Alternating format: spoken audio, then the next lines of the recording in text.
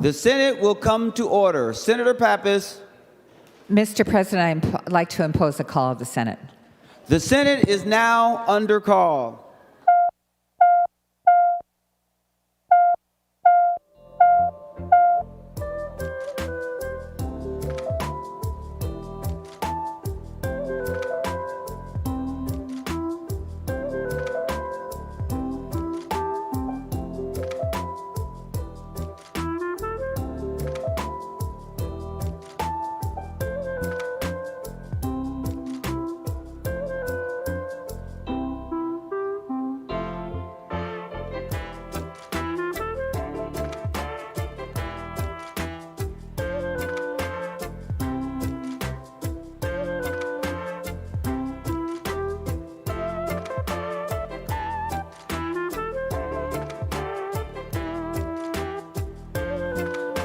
Senator Murphy.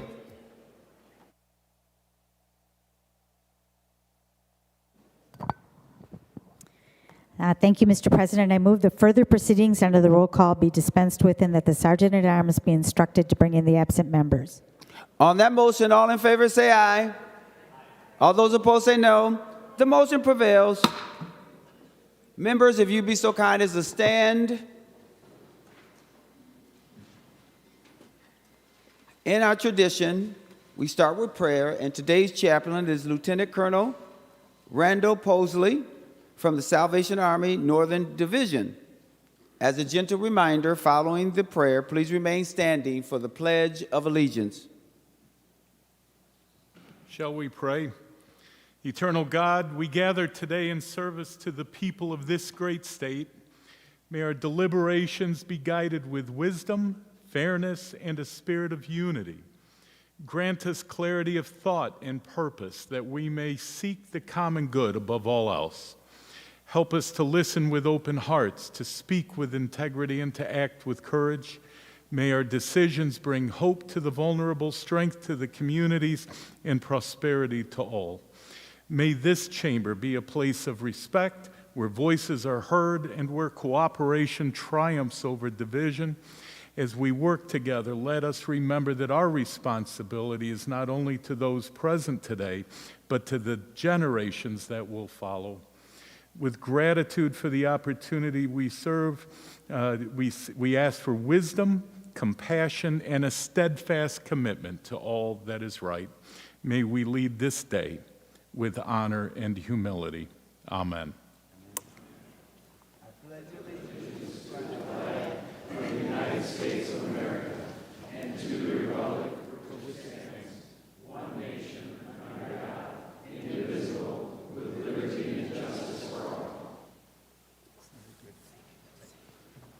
Thank you, members. The Secretary will take the roll.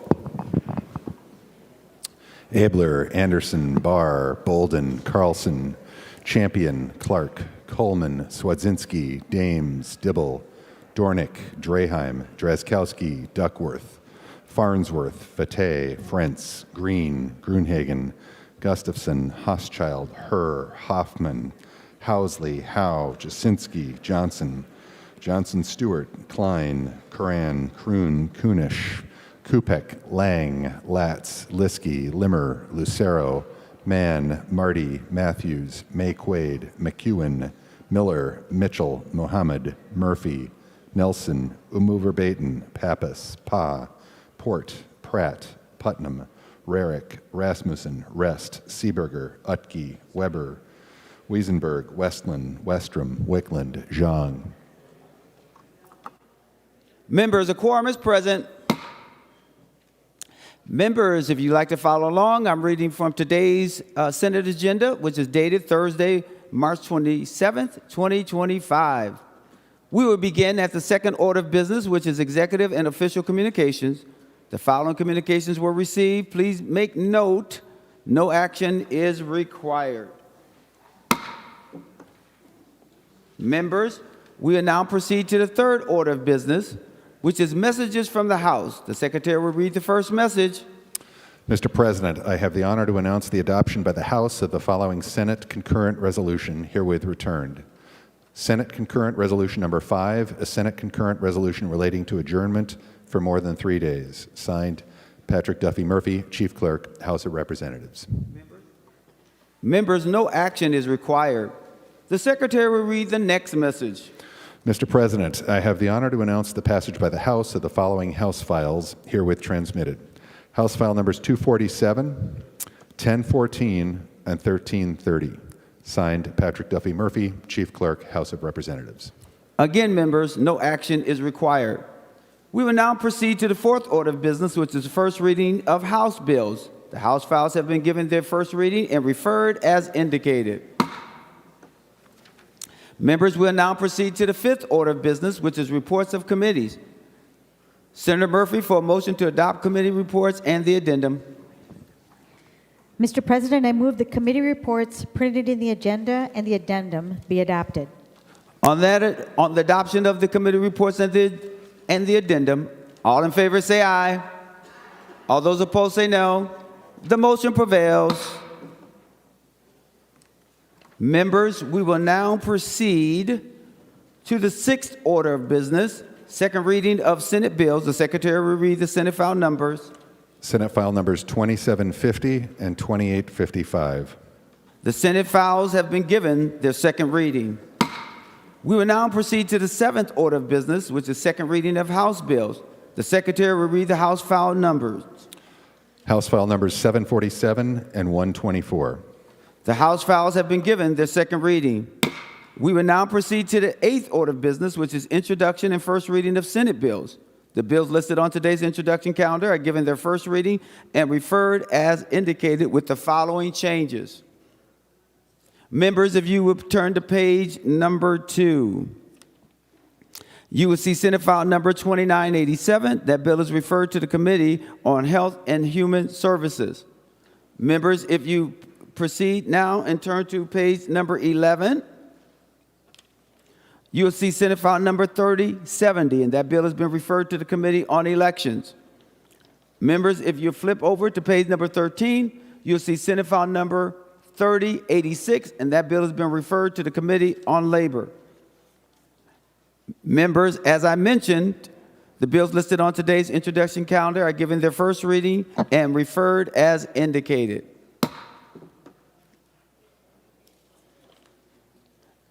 Members, we will now move to the ninth order of business, which is motions and resolutions. We will adopt the author's motions as one motion. All in favor say aye. All those opposed say no. The motion prevails. Members, we have some individual motions. We will begin those individual motions with Senator Umu Verbatim.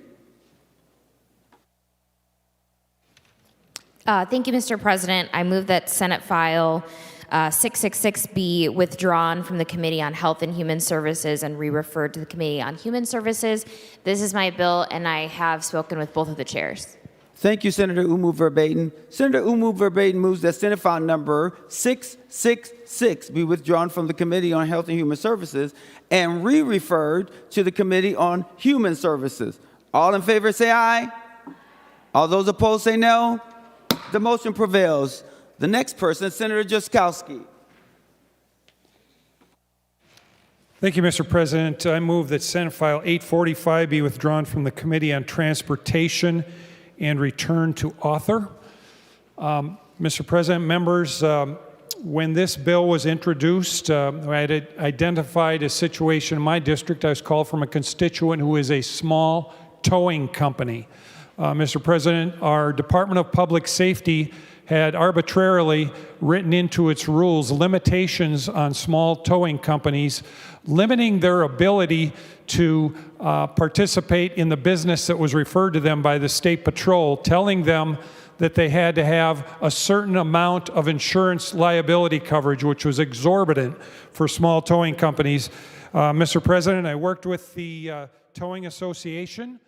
They worked with the Department of Public Safety. The Department of Public Safety removed that provision and simply said, towing companies, you need to show proof of insurance, which is what it should have been.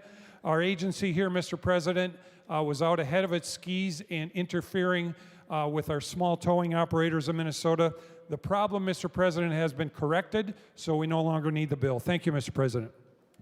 Thank you. Senator Jaskowski moves that Senate file number 845 be withdrawn from the Committee on Transportation and returned to the author. All those in favor say aye. All those opposed say no. The motion prevails. Members will now go to Senator Gustafson. Thank you, Mr. President. I move that my bill SF 856 be withdrawn from the Committee on Rules and Administration and re-referred to the Committee on Judiciary and Public Safety. I've spoken to both of the chairs and they have agreed. Senator Gustafson moves that Senate file number 856 be withdrawn from the Committee on Rules and Administration and re-referred to the Committee on Judiciary and Public Safety. On that motion, all in favor say aye. All those opposed say no. The motion prevails. Members will now go to Senator Nelson for a motion. Thank you, Mr. President. I move that Senate File 1283 be withdrawn from the Committee on Transportation and returned to the author.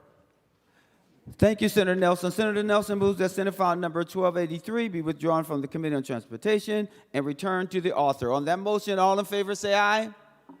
All those opposed say no. The motion prevails. We will now go to Senator Hoffman for a motion.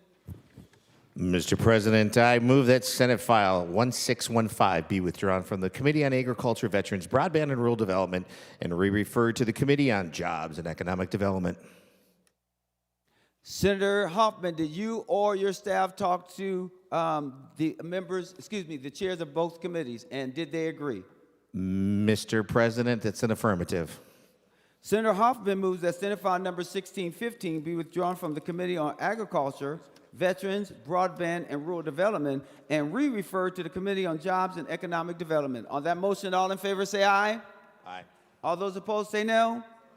The motion prevails. Senator Hoffman, for your next motion. Mr. President, I move that Senate File 2031 be withdrawn from the Committee on Health and Human Services and re-referred to the Committee on Human Services. Senator Hoffman, same question. 1 minute, please. Thank you, Mr. President. The answer is yes. Senator Hoffman moves that Senate file number 2031 be withdrawn from the Committee on Health and Human Services and re-referred to the Committee on Human Services. On that motion, all in favor say aye. All those opposed say no. The motion prevails. We'll now go to Senator Pappas for a motion. Thank you, Mr. President. I move that Senate File 2203 be withdrawn from the Committee on Higher Education and be re-referred to the Committee on Transportation. It's my bill, and I have spoken with both chairs. Senator Pappas moves that Senate file number 2203 be withdrawn from the Committee on Higher Education and re-referred to the Committee on Transportation. On that motion, all in favor say aye. All those opposed say no. The motion prevails. Senator Hoffman, I believe you have another motion. Mr. President, I move that Senate File 2215 be withdrawn from the Committee on State and Local Government and referred to the Committee on Human Services. Senator Hoffman, the same question. Mr. President, that is an affirmative. Senator Hoffman moves that Senate file number 2215 be withdrawn from the Committee on State and Local Governments and re-referred to the Committee on Human Services. On that motion, all in favor say aye. All those opposed say no. The motion prevails. We'll now go to Senator Westland for a motion. Thank you, Mr. President. I move that Senate File 2776 be withdrawn from the Committee on Health and Human Services and re-referred to the Committee on the Judiciary. It is my bill, and I have received permission from both chairs. Thank you, Senator Westland. Senator Westland moves that Senate file number 2776 be withdrawn from the Committee on Health and Human Services and re-referred to the Committee on Judiciary and Public Safety. On that motion, all in favor say aye. All those opposed say no. The motion prevails. Members, Senate Resolution number 21 will be referred to the Committee on Rules and Administration, and there's no action that is required. Remaining on the motions and resolutions, Senator Murphy for a motion. Thank you, Mr. President. I move that Senate Resolution number 15 be taken from the table, and I request a roll call. Roll call requested, roll call granted. Any discussion? Seeing none, the Secretary will take the roll.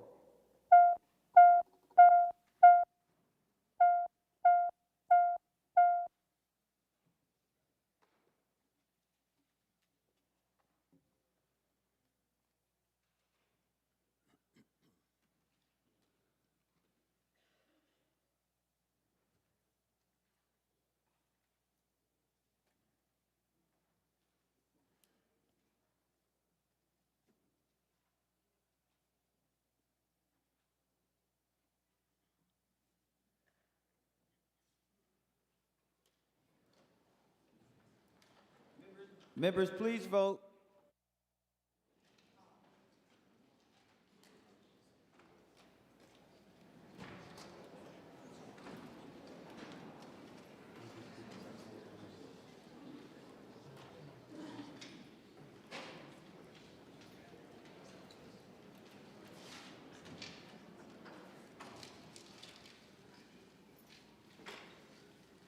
Senator Abler, are you voting?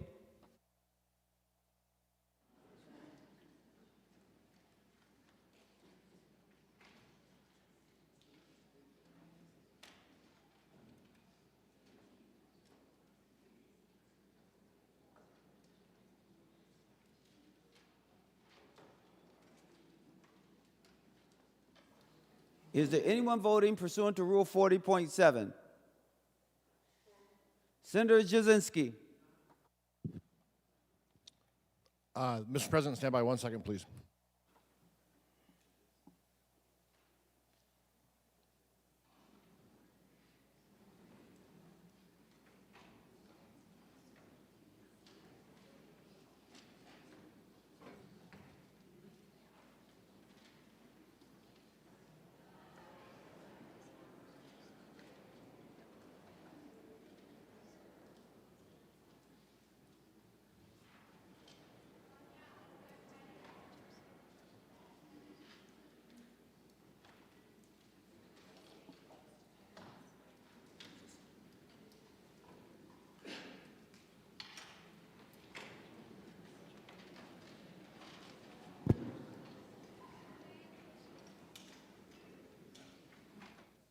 Senator Jasinski.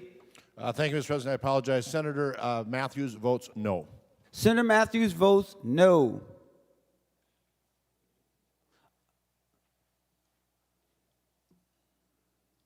All senators having voted who desires to vote, the secretary will close the roll. There being 32 ayes and 29 nays, the motion to take the bill from the table is adopted. The resolution to take the resolution from the table is adopted. Members, before we get to the underlining resolution, I wanted to make sure that I made some comments to you in order to make sure that this debate goes smoothly and thoughtfully. Members, this is a resolution. This is not a bill.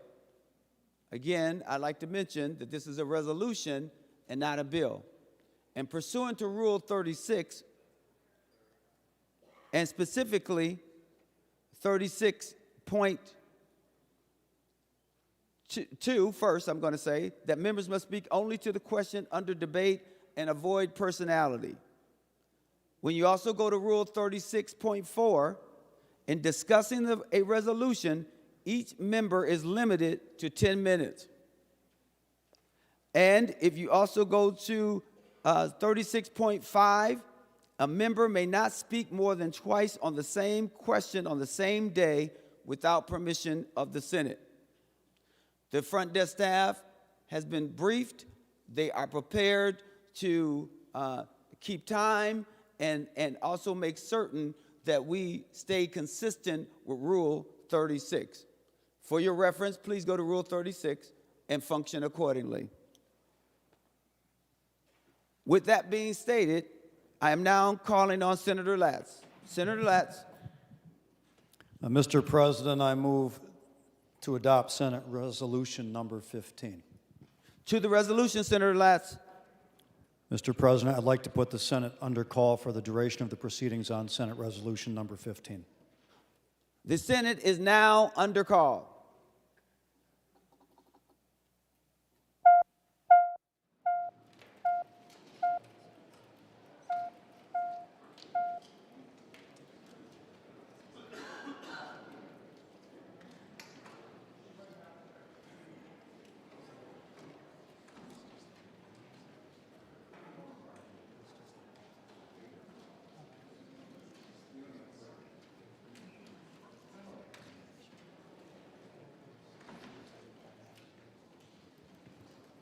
Mr. President,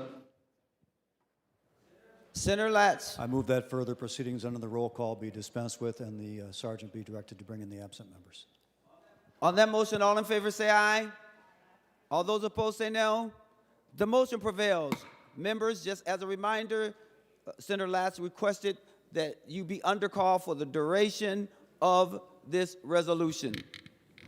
Senator Latz. Mr. President, I request a roll call vote on Senate Resolution number 15. Roll call requested, roll call granted. Senator Latz.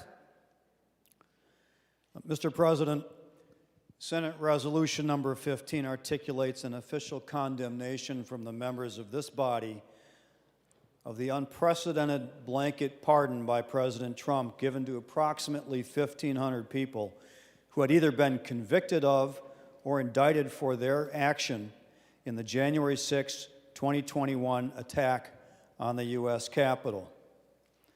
On January 6th, a violent mob broke through police lines, injuring 140 members of law enforcement, entering and then ransacking the United States Capitol building for hours, threatening the lives of the public, staff, and members of Congress, and delaying the official Electoral College count, certifying the results of the 2020 election until 3:40 a.m. the next day.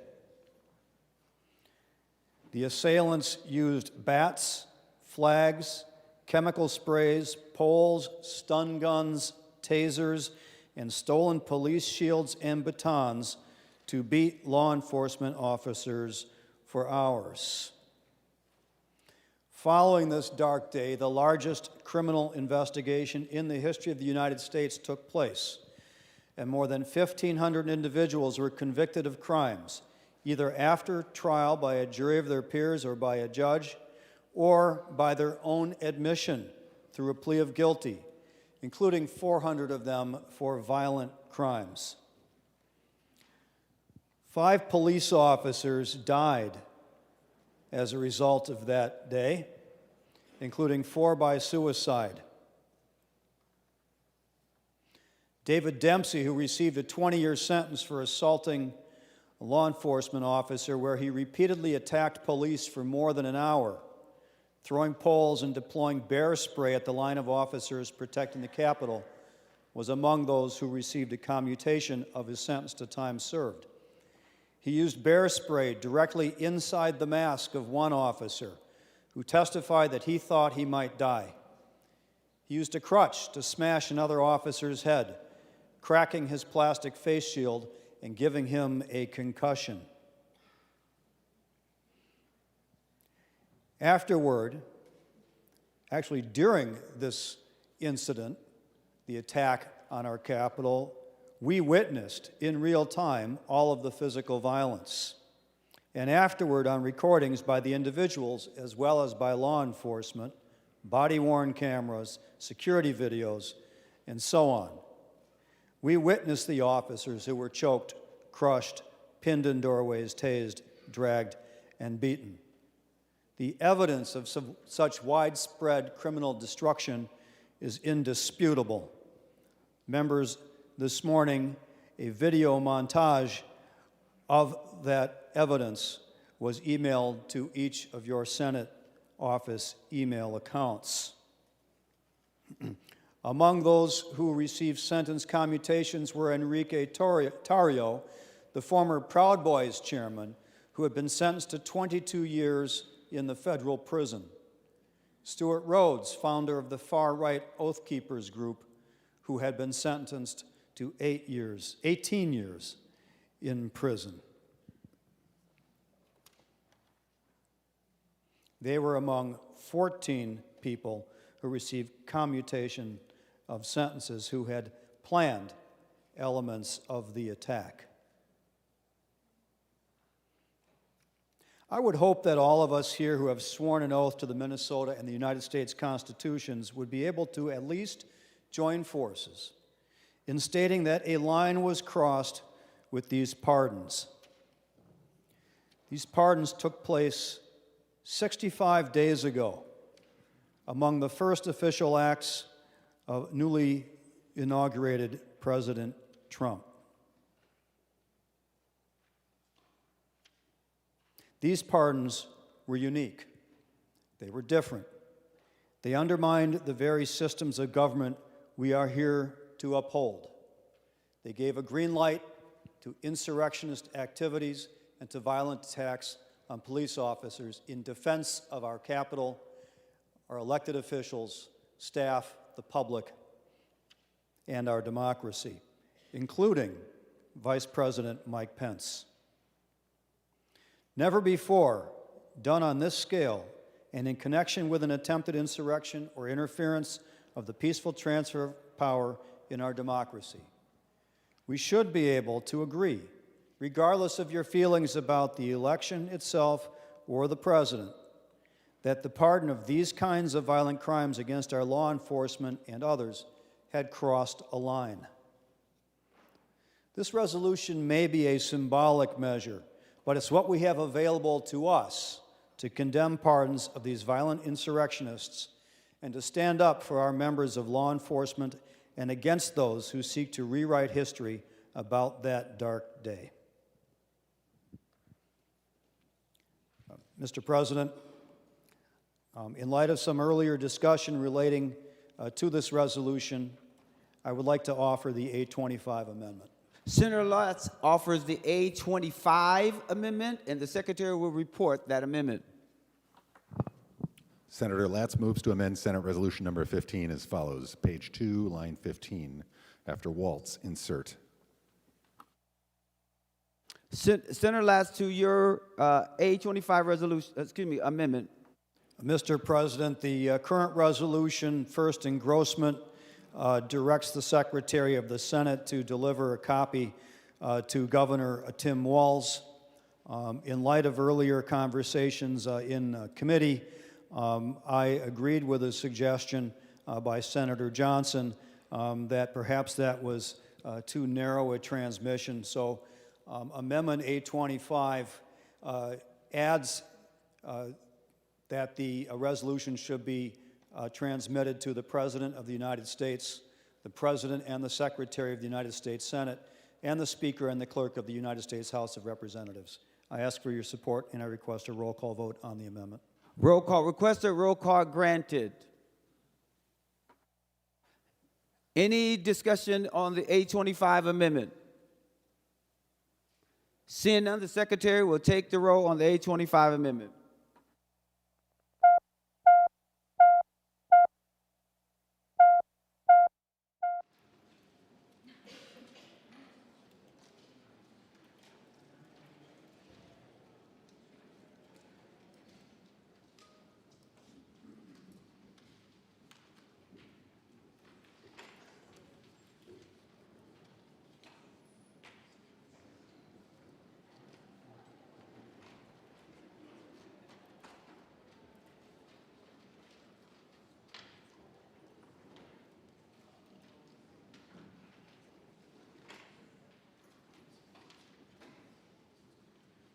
Members, please vote. Remember, we are under call.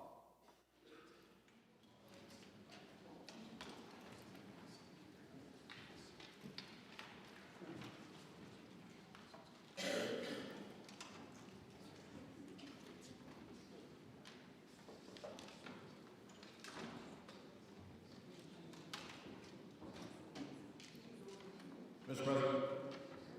Senator Jasinski, for those voting pursuant to Rule 40.7. Thank you. Senator Matthews votes no. Senator Matthews votes no.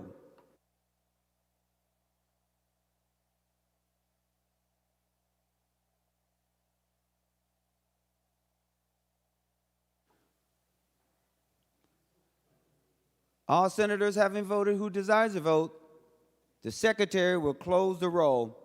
There being 37 ayes and 24 noes, the A25 amendment is adopted. Senator Latz. Mr. President, it is my hope that we can come together today as a body and state unequivocally that a pardon of this nature of those who violently attacked the Capitol and law enforcement officers and were convicted or were in legal proceedings and prosecutions was beyond the principles that we swore to uphold when we took our oaths of office to protect and defend the United States Constitution and the Constitution of the state of Minnesota. I ask for a yes vote on the resolution, and I'm pleased to stand for questions. Senator Seeberger. Thank you, Mr. President. The pardoning of the January 6th insurrectionists by President Trump is a slap in the face to law enforcement everywhere. On January 6, 2021, U.S. Capitol Police officers and Metropolitan Police Department officers went to work to do their job, the job they had sworn to do, to protect the U.S. Capitol. On that day, they were outnumbered and overwhelmed by violent insurrectionists who were bent on preventing the peaceful transfer of power that is the hallmark of our country. The video footage of this day is horrific. These insurrectionists attacked law enforcement indiscriminately and without hesitation. Despite the fact that these violent individuals were convicted of their crimes, many admitting to what they did through guilty pleas. For a reason I will never understand, President Trump pardoned them for their violence against cops and commuted sentences. This was not only wrong, but was an insult to law enforcement everywhere. These individuals who were sent back out onto the street by President Trump have continued to demonstrate that they have no regard for law and order and no respect for law enforcement. We saw this play out in Casper County, Indiana, when a deputy initiated a traffic stop of a pardoned insurrectionist who admitted he was one of those who stormed the Capitol, his words. During the stop, and out of nowhere, this convicted insurrectionist grabbed a gun, forcing the deputy to shoot and kill him. Now this Casper County deputy will live with the trauma of having had to use lethal force to defend himself in the context of a simple traffic stop. This should have never have happened and is a direct result of President Trump's actions. For those who truly believe in law and order, this resolution should be an easy yes vote. Moreover, any attempts to dilute this resolution with floor amendments must be rejected. If further resolutions are needed to condemn the action of others, members of this body are free to have them drafted, gather co-authors, and have them heard in committee, just as this one was. Now is not the time for what about this or what about that. Now is the time to show our commitment to law enforcement by voting yes on this resolution. Finally, I don't just condemn the pardoning of these violent offenders. I condemn President Trump himself for his rejection of law enforcement everywhere. Shame on you, President Trump. I urge my colleagues in the Minnesota Senate to do the same today and vote yes on this resolution. Senator Kroon.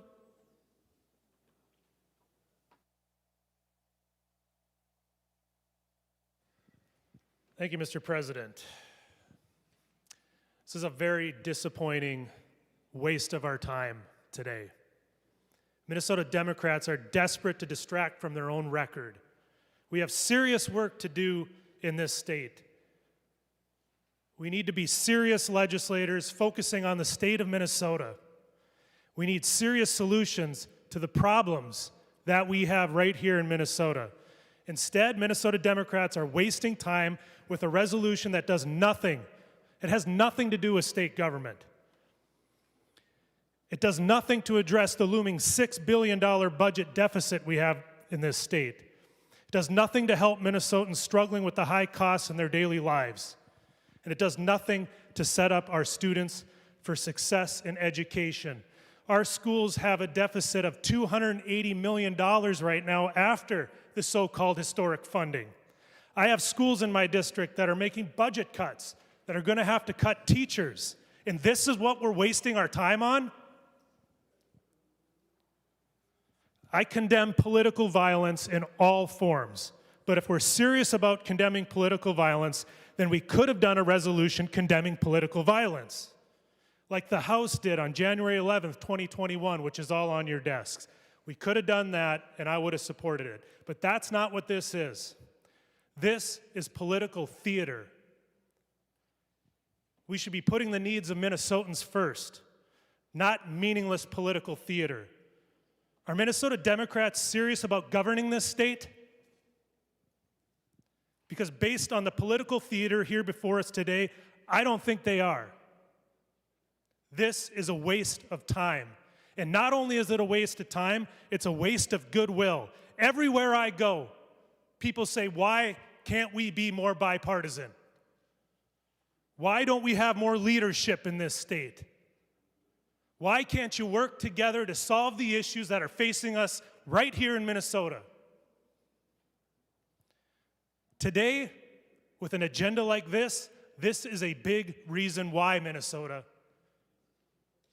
This is completely unnecessary political theater. But Republicans don't control the agenda. So, if today is about public safety and today is about pardons, let's talk about that. Let's talk about public safety and pardons right here in Minnesota. And with that, Mr. President, I offer the A31. Senator Kroon offers the 831 amendment. The Secretary will report the 831 amendment. Senator Kroon moves to amend Senate Resolution number 15 as follows. Page 1, delete lines 5 to 24 and insert. This is the A31 amendment. Senator Kroon to your A31 amendment. Thank you, Mr. President. This amendment condemns Governor Walz and Attorney General Ellison for pardoning Mayan Burrell. Mayan Burrell was a gang member who got involved in a street gunfight, and a stray bullet hit a child, Taisha Edwards, who was only 11 years old. She was sitting at her dining room table doing homework. Burrell was convicted of first-degree murder and sentenced to 45 years in prison, and he should have served every single one of those 45 years. Instead, Governor Tim Walz and Attorney General Ellison commuted the sentence of Mayan Burrell, not based on any new evidence, not claiming that he was innocent, but on their own personal feelings and political motivations. Mayan Burrell was arrested after his commutation and got out of prison. He was arrested a mere 2 years later and sentenced back into prison for possessing a gun and illegal drugs. The Democrats' get-out-of-jail-free card makes 92% of the prison population eligible for early release. That's about 7,500 inmates, including people convicted of rape, assault, and other violent crimes. If we're so worried about releasing violent prisoners, let's re-examine the changes that Minnesota Democrats have made in the last 2 years. Thank you, Mr. President. Members, we I are on the request a roll call, too. Roll call requested, roll call granted. Senator Klein. Thank you, Mr. President. I rise to a point of order under 35.1, 35.2, germaneness. The resolution on the table before us has its purpose statement in lines 1.2 to 1.4, specifically dealing with the events of January 6 and President Trump pardons of those events. This is a substantially different intent and purpose and accomplishes a different end. Advice, Mr. President. Brief advice, and then I'm going to rule because I'm ready to rule. Thank you, Mr. President. Advice. This amendment is more germane to the business of the Senate than the underlying resolution. And I think, again, it's unfortunate that instead of focusing on the issues here in Minnesota and the severe public safety issues, and that we have two of our constitutional officers who put a violent criminal on the streets who harmed Minnesotans. This is much more germane than what the Senate Democrats have brought today. And so I ask that you find the point of order not well taken. The point of order is well taken. Mr. President, I appeal the ruling of the President and request a roll call. The President's ruling has been appealed. A green vote indicates you want to uphold the ruling of the President, and a red vote means that you go against the ruling of the President. The second, you ready?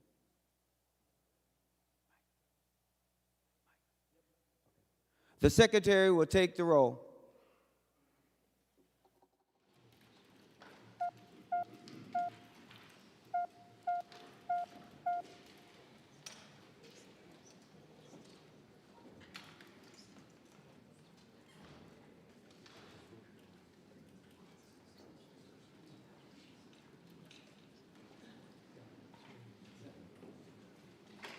Voting pursuant to Rule 40.7.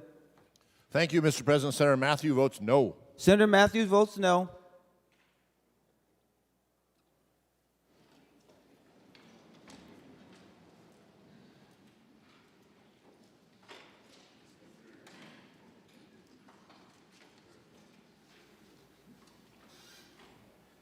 All senators having voted who desires to vote, the secretary will close the roll. There being 34 ayes and 30 noes, the decision of the president is upheld.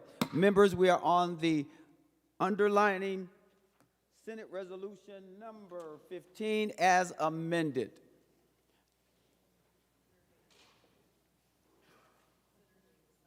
Senator Dames. Well, thank you, Mr. Chair and members. And we're talking about the resolution and about the impact and the effects it had. And a considerable amount of that conversation was about the impact and the effects it's had on the police. And so therefore, Mr. Chair, I offer the A19 amendment. Senator Dames offers the A19 amendment. The secretary will report the A19 amendment. Senator Dames moves to amend Senate Resolution number 15 as follows. Page 2, after line 9, insert. This is the A19 amendment. Senator Dames to your A19 amendment. Well, thank you, Mr. Chair. The A19 amendment deals with the impact of defunding the police has had in Minnesota and across the nation in several areas in several of our communities. Minnesotans depend on a well-trained, well-funded, and enforcement that presence to protect our communities and respond to emergencies. Defunding the police has led to a reduction in law enforcement budgets. It's had a lot of effect on reducing the funding for the police department for their ability to perform their duties. Minnesota has recognized that a strong and well-supported police force is essential in maintaining law and order, preventing violence, and ensuring justice for victims of crime and making sure that they are taken care of. The Senate of the state of Minnesota condemns any efforts to defund the police and reaffirm the commitment to supporting law enforcement, enhancing public safety, and ensuring all of Minnesotans can live and work in a secure community and environment. If we take a look at what's happening in our two largest Minnesota cities, Minneapolis and St. Paul, these folks are having a real struggle getting police folks to be in their police systems. And a lot of this is because of the condemnation that we've had about the police on this floor many different times, and about the lack of funding to those people to encourage them to become part of the profession. Both in Minneapolis and St. Paul, there have been doors that have been closed day after day, citing the public safety concerns for their patrons and staffs. It's time that this movement ends. Senator Klein. I'm sorry, Senator Latz. Mr. President, while I may agree with the underlying purpose of the A19 amendment, I rise to a point of order under Rule 35.2 that it is not germane. And just note that germaneness is not a question of whether a proposal is germane to the overall business of the Senate. The question is whether or not a proposal is germane to the order of business, the particular piece of business before the Senate this time, which is Senate Rule 15. Advice, Mr. President. No advice needed. The point of order is well taken. Mr. President, I appeal the ruling of the President and request a roll call. Senator Rasmussen appeals the ruling of the President. A green vote symbolizes upholding the decision of the President, and the red vote goes against the ruling of the President. The Secretary will take the roll.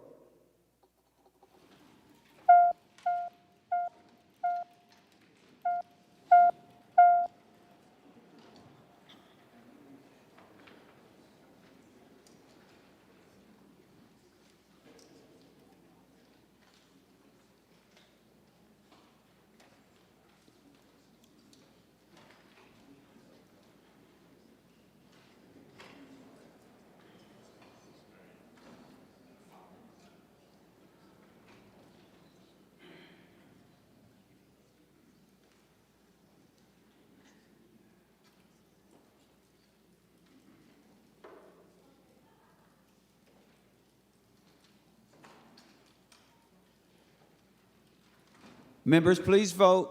Mr. President, Senator Jasinski, for those voting pursuant to Rule 40.7. Senator Matthews votes no. Senator Matthews votes no. Senator Limmer, are you voting? All senators having a desire to vote has voted. The secretary will close the roll. There being 34 ayes and 29 noes, the decision of the president is upheld. Senator Jaskowski. Thank you, Mr. President.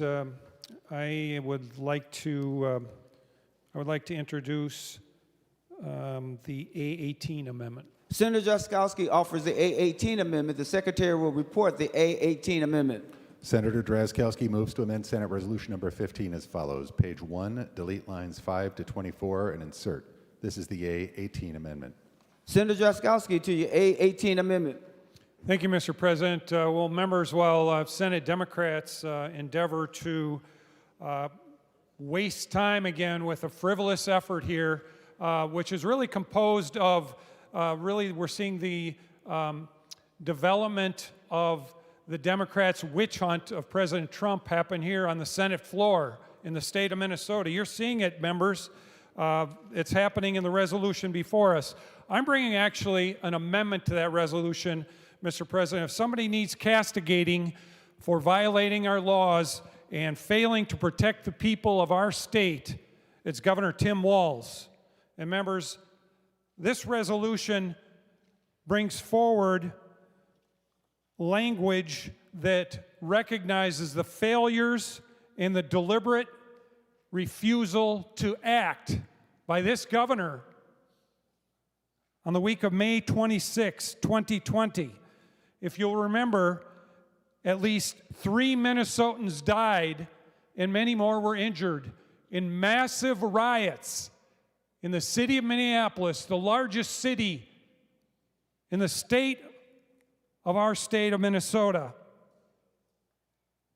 I think everyone remembers it well. The rioters burned down hundreds of buildings, destroyed at least 1,500 businesses in the city. They looted, went through and vandalized and destroyed public, personal property, including the complete destruction, Mr. President, the complete destruction of the 3rd Minneapolis Police Station precinct.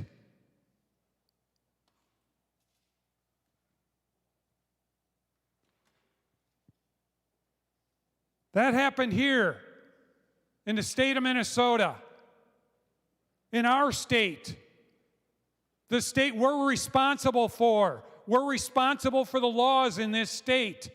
It happened here, Mr. President, in Minneapolis.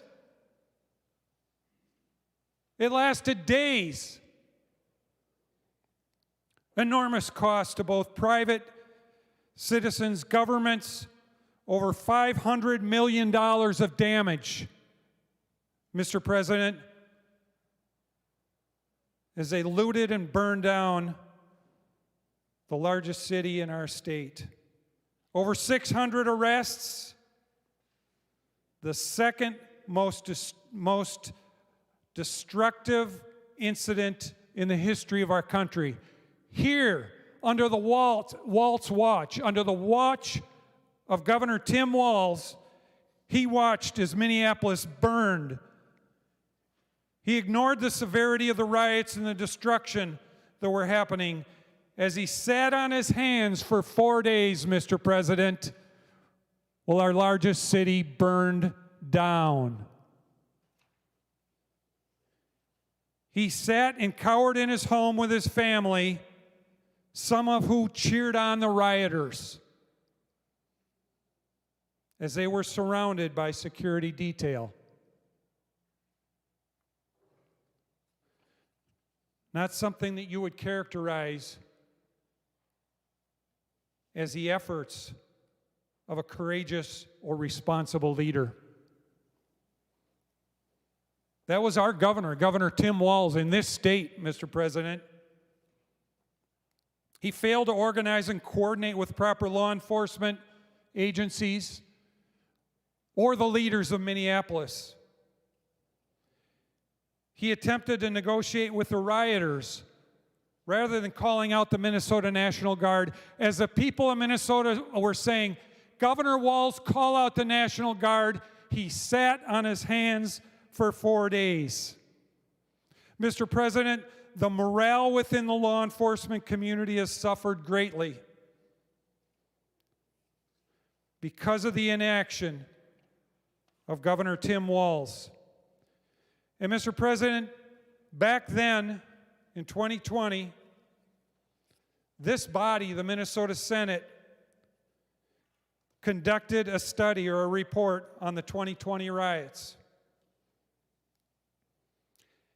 In that report, it said, quote, Governor Walz had the ability and duty to use force and law enforcement to stop criminal violence, but he did not. Instead, as Minnesotans urged him, Mr. President, to bring in the National Guard, and he ignored their calls, he dismissed the National Guard, saying they were not massively trained troops, but instead were merely 19-year-old cooks. That was the rhetoric and the cowardice of Governor Tim Walz here in the state of Minnesota, Mr. President, in 2020. This amendment would amend the resolution to properly direct the Senate's attention on an issue for which it has already conducted a study and a report. And it would direct that Governor Tim Walz apologize to the citizens of Minnesota for his irresponsible and horrible behavior. It would require that Governor Tim Walz apologize to the law enforcement community of our great state, the law enforcement community that he has demoralized. And lastly, Mr. President, this resolution would transmit the resolution and vote to the incompetent Governor Tim Walz. Thank you, Mr. President.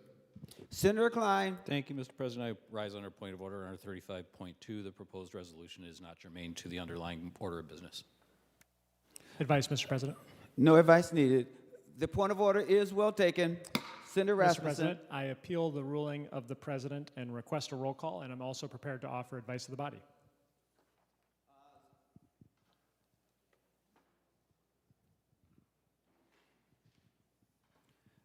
Senator Rasmussen, debate is in order on your appeal. Mr. President, I'm not asking to debate. I'm asking to offer advice to the body on the question. Fair enough. Thank you, Mr. President. And advice to members, when we look at this amendment, it is addressing a failure of Governor Walz, a failure of the Walz administration to protect Minnesotans when they needed protection. And we saw Governor Walz let this happen on his watch. And so, Mr. President and members, I would ask that we overturn the ruling of the President and vote on this amendment to show that the Senate condemns the inaction of Governor Walz to protect Minneapolis and the people of Minnesota. A green vote will uphold the ruling of the President, and a red vote goes against the ruling of the President. The Secretary will take the roll.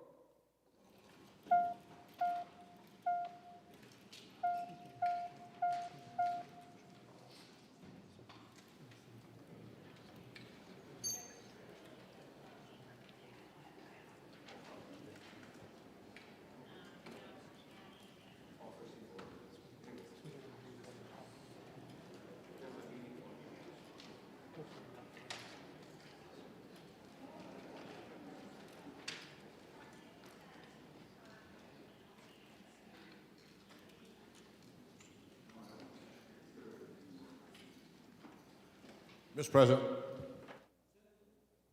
Senator Jasinski, those voting pursuant to Rule 40.7. Thank you, Mr. President. Senator Matthews votes no. Senator Matthews votes no.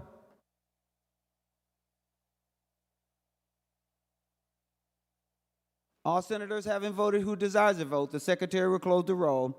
There being 34 ayes and 30 noes, the decision of the president is upheld. Senator Rarick. Thank you, Mr. President. As I'm sitting here listening to the discussion so far, I can't help but wondering, why are we here today doing this? This discussion, because it is so politically charged, could lead to hours and hours of debate here on this floor, even though, as we all know, we're limited, each member, to 10 minutes. That could still, if every member spoke, we'd be here all afternoon, all through the evening. So, Mr. President, I would ask if Senator Kunish would yield to a question. Senator Kunish is not on the floor, Senator Rarick. Well, thank you, Mr. President. I'm assuming I know the answer to the question. Senator Kunish and I just met this morning to talk about what is the upcoming agenda for the Higher Education Finance Committee. And I asked Senator Kunish if she had yet received her budget targets so that we could start working on putting together a bill that will put together the largest budget item issue area that we deal with in the state of Minnesota. And this morning her response was she has not received those budget targets yet. And we're here in this chamber discussing this, keeping our two leaders who should be working on those budget targets with the other chamber and with the governor, so that we, in these final 2 weeks, can put together our budgets and do what's needed for the state of Minnesota. The author of this resolution told us himself, this is merely symbolic, and these actions happened 65 days ago. Why today are we doing this? We should be spending our time working on the budget so we can address the $6 billion deficit that we know is coming, rather than debating some politically charged issues from years ago and from the actions that happened 65 days ago. Mr. President, it was also mentioned that these amendments that we're bringing are out of place today, that we can all do our own resolutions and bring them. Well, when we look at the actions of the floor here today, I think it's clear to the minority members we'd have no chance of getting those through committees and getting them to the floor to be discussed. We're not even having those moments to have the discussion here. We're being ruled out of order immediately before we can actually have discussion. So I do appreciate that we at least get the authors to talk a little bit about the issues that we're bringing, because there are so many things that as a Senate we could be condemning for the actions that have happened. And so, Mr. President, I would offer the A28 amendment. Senator Rarick offers the A28 amendment. The secretary will report the A28 amendment. Senator Rarick moves to amend Senate Resolution number 15 as follows. Page 2, after line 9, insert. This is the A28 amendment. Senator Rarick, to your amendment. Thank you, Mr. President. And, Mr. President and members, this amendment looks to get at something that is far more timely as to what is happening right now here in the state of Minnesota. We saw the actions and the fraud that had happened in the Feeding Our Futures scandal here in the state of Minnesota, and the waste of what we know of $250 million that happened under the watch of the Department of Education. And we right now are having folks who perpetrated that fraud on the people of Minnesota being found guilty in court for their actions. And as we look and we're upset about pardons that happened on other cases from long ago, this amendment to the resolution would be saying, let's also ask then that pardons would not be given in the future to the folks who perpetrated this fraud on not just the people of Minnesota, but on the entire country with the federal tax dollars that went into this.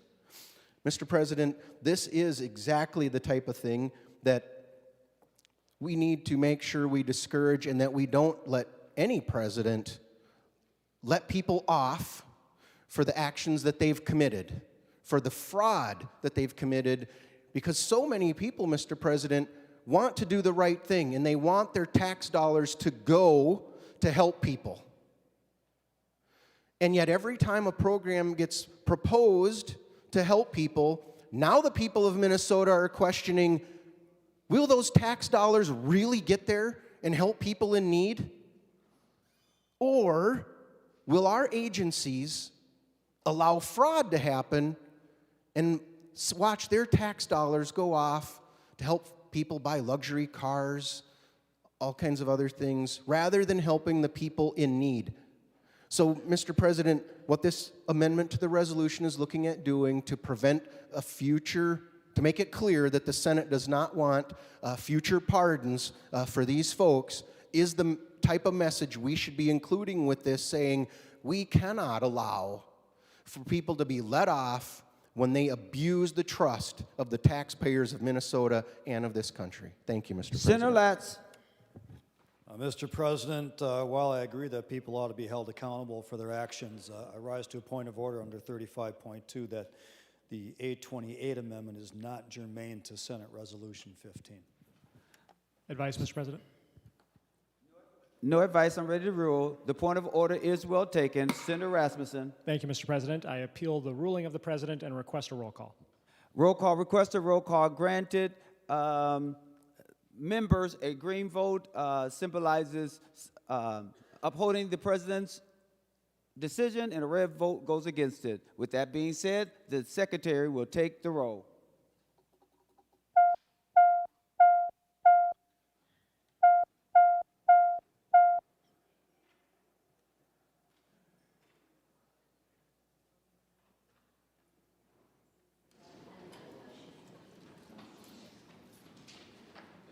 Senator Broding, for those voting pursuant to Rule 40.7. Thank you, Mr. President. I report that Senator Zhang votes aye. Senator Zhang votes aye. Senator Jasinski, for those voting pursuant to Rule 40.7. Thank you, Mr. President. Senator Matthews votes no. Senator Matthew votes no.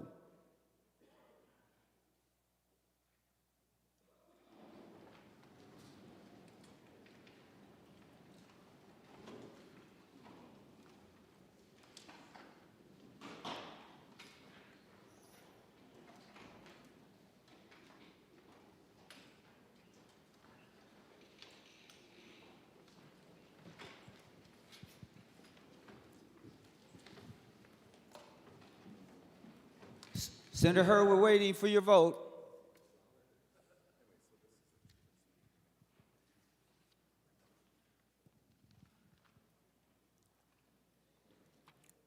All senators having voted who desires to vote, the Secretary will close the roll. There being 34 ayes and 30 noes, the decision of the President is upheld. Senator Housley. Thank you, Mr. President. I was just in the retiring room before we came out here, and I was talking to Senator Clark, and I said, well, welcome to the Minnesota Senate and your first day of political theater, which is exactly what today is.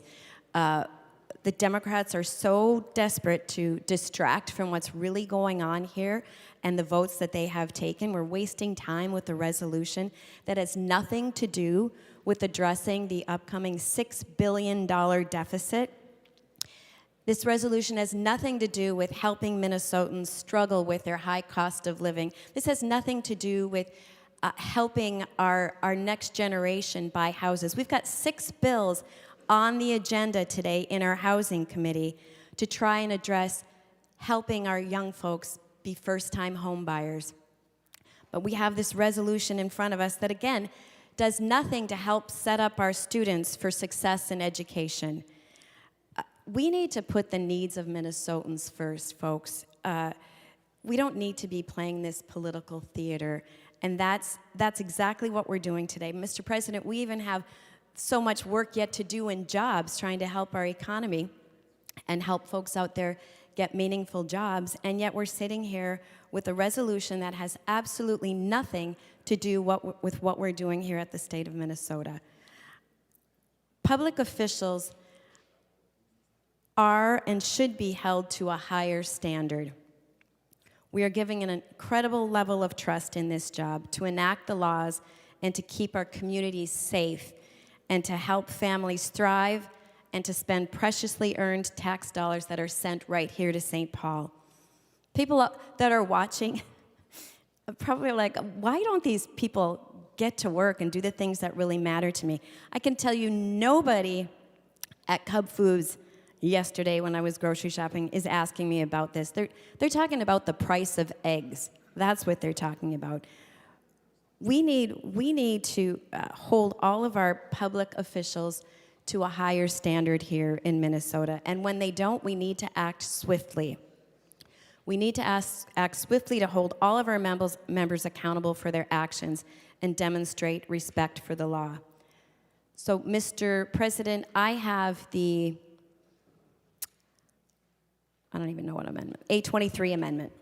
Senator Housley offers the A23 amendment. The Secretary will report the A23 amendment. Senator Housley moves to amend Senate Resolution number 15 as follows. Page 2, after line 9, insert. This is the A23 amendment. Senator Housley, to your amendment. Thank you, Mr. President. So what this amendment does, and this is a common sense amendment, and I think I should be able to get a majority of the votes for this. The citizens of Minnesota place their trust in elected officials to represent their interests, uphold the rule of law, and maintain the integrity of the public office. The actions of public officials should always reflect the value of honesty, transparency, and respect for the rights and properties of all individuals. Any actions by elected officials that undermine public trust or violate the law, whether in personal or professional conduct, can erode public trust and harm the reputation of the legislative body as a whole. And Mr. President, this is what people are talking about. The Minnesota Senate is committed to ensuring that its members adhere to the highest ethical standards and uphold the principles of justice. And when questions arise regarding the conduct of a legislator, those questions should be taken seriously, and appropriate measures must be considered to ensure that the actions of any one individual does not reflect negatively on the legislative process or institution. That is the A23 amendment, Mr. President, and I think this is a common sense amendment that I think every person in this chamber should get behind and vote green. Thank you. And I'll ask for a roll call. Roll call. Roll call requested, roll call granted. Senator Klein. Thank you, Mr. President. I arise under a point of order under Rule 35.2. This A23 amendment relates to a substantially different subject and attempts to accomplish a substantially different purpose than the underlying resolution. Senator Rasmussen. Advice, Mr. President. No advice needed. The point of order is well taken. Back to Senator Rasmussen. Thank you, Mr. President. I appeal the ruling of the President and request a roll call. Roll call has already been requested.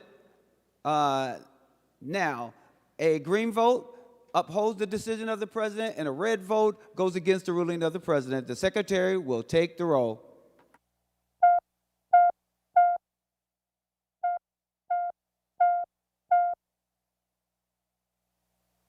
Senator Broden, for those voting pursuant to Rule 40.7.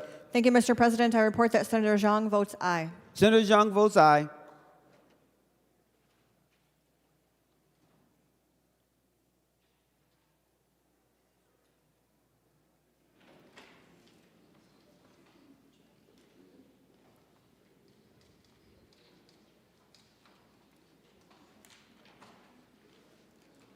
Senator Jasinski, for those voting pursuant to Rule 40.7. Thank you, Mr. President. Senator Matthews votes no. Senator Matthew votes no.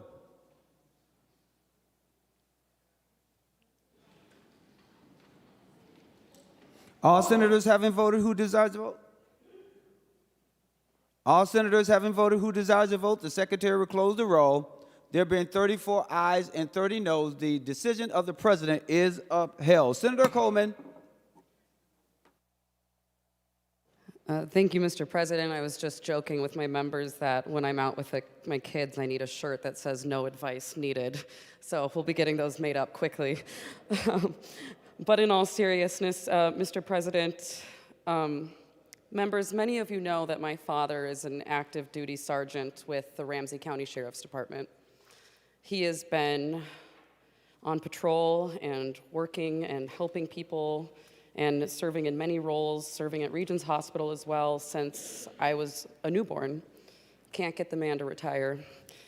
And I grew up really being thoughtful when I gave him a hug before he walked out the door. Because when your father is a law enforcement officer, you don't have a guarantee that dad's coming home at the end of the day. And I've watched my father ice his face when he got home after being assaulted on duty.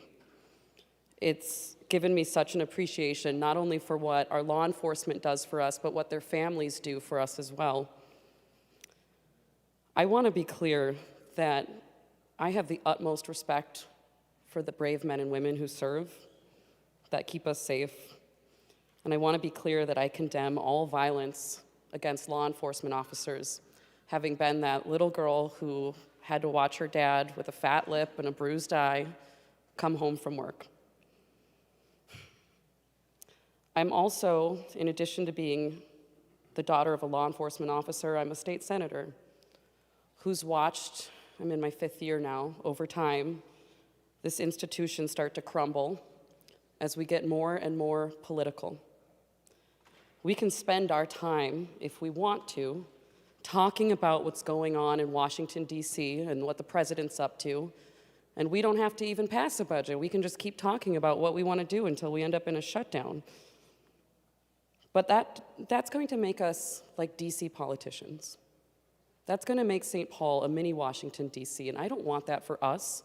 I don't want that for this institution, and I certainly don't want that for the people of Minnesota who are expecting us to do very serious work. Even while I'm sitting here, I'm getting emails from people saying, I'm terrified about what's going to happen to the schools. I can't afford things anymore. I'm looking at the proposed budget, and I'm scared. But we're sitting here talking about something President Trump did 2 months ago. So with that, Mr. President, and in support for all law enforcement, I would like to offer the A29. Senator Coleman offers the A29 amendment. The Secretary will report the A29 amendment. Senator Coleman moves to amend Senate Resolution Number 15 as follows. Page 1, after line 20, insert. This is the A29 amendment. Senator Coleman, any additional comments to your A29 amendment? Yes, just an explanation, Mr. President. What this amendment does is it condemns violence against law enforcement in general. I think that's something we can all agree on, that violence against our brave men and women in uniform at any time and in any place is reprehensible and should be condemned at every turn. Members, I would encourage a green vote, and I ask for a roll call. Roll call requested, roll call granted. Senator Latz. Mr. President, I would consider this to be a friendly amendment.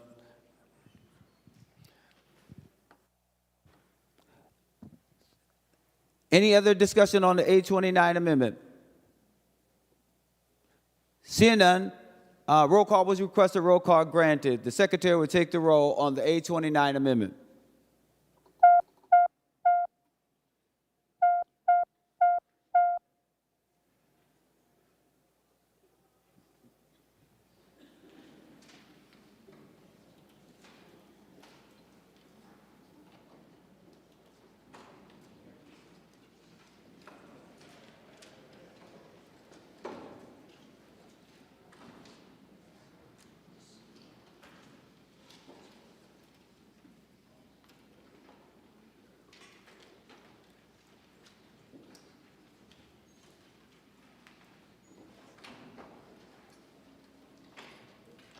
Members, please vote. Senator Bowden, for those voting pursuant to Rule 40.7. Thank you, Mr. President. I report that Senator Zhang votes aye. Senator Zhang votes aye. Senator Jasinski, for those voting pursuant to Rule 40.7. Thank you, Mr. President. Senator Matthews votes aye. Senator Matthew votes aye.